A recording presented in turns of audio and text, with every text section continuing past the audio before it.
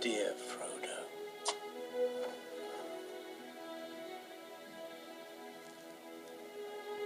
You asked me once if I had told you everything there was to know about my adventures.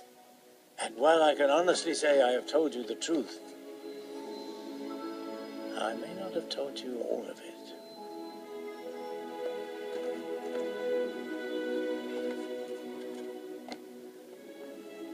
I am old now, Frodo. I'm not the same Hobbit I once was. I think it is time for you to know what really happened. It began long ago, in a land far away to the east, the like of which you will not find in the world today.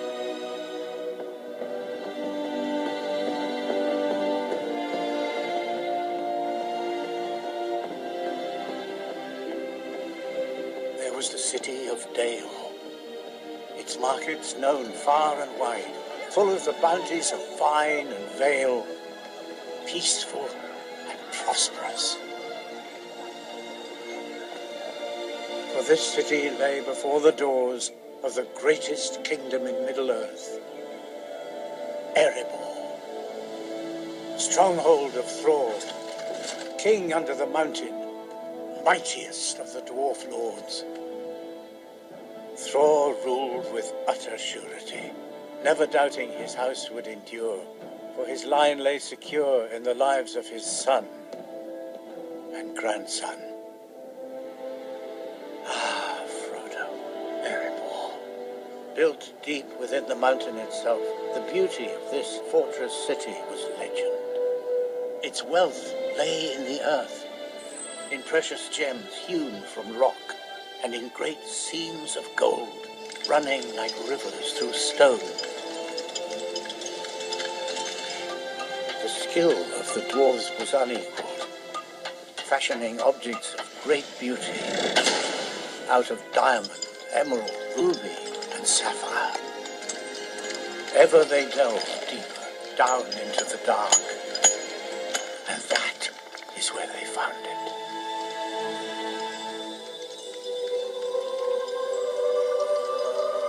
The heart of the mountain, the Arkenstone. Thrall named it the King's Jewel.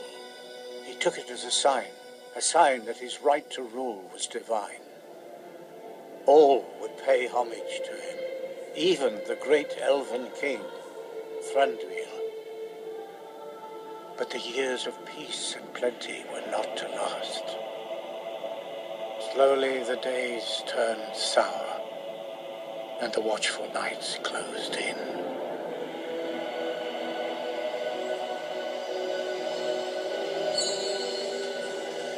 Thrall's love of gold had grown too fierce.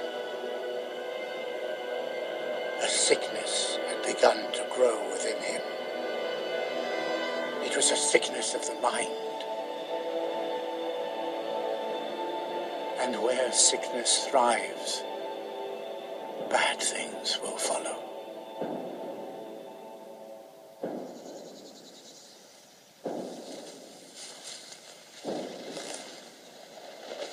The first they heard was a noise like a hurricane coming down from the north. The pines on the mountain creaked and cracked in the hot, dry wind. Hobbit, sound the alarm. Call out the guard. Do it now! What is it? Dragon. Dragon! He was a fire drake from the north.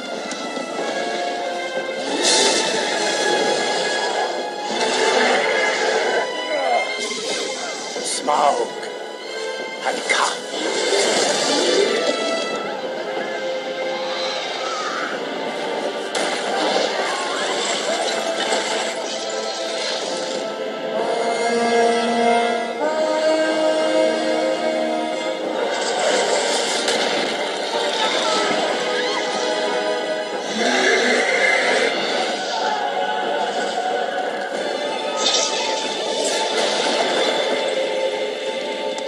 wanton death was dealt that day. For this city of men was nothing to Smaug. His eye was set on another prize.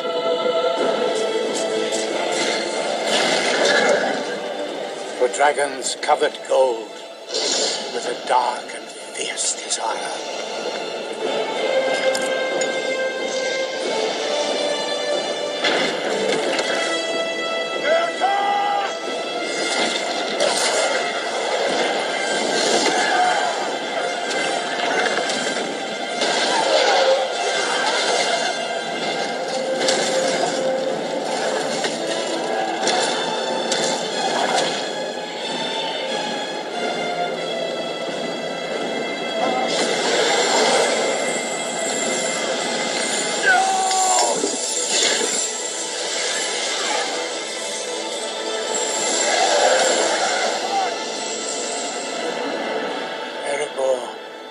Was lost.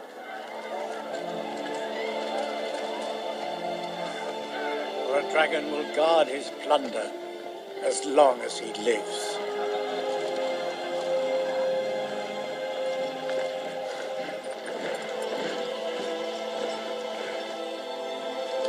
Hold me alive!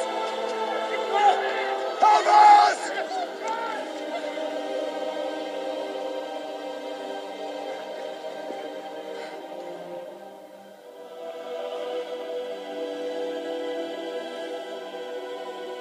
Thranduil would not risk the lives of his kin against the wrath of the dragon. No help came from the elves that day, nor any day since. Robbed of their homeland, the dwarves of Erebor wandered the wilderness, a once mighty people brought low. The young dwarf prince took work where he could find it, laboring in the villages of men, but always he remembered the mountain smoke beneath the moon, the trees like torches blazing bright, for he had seen dragon fire in the sky and a city turned to ash. And he never forgave, and he never forgot.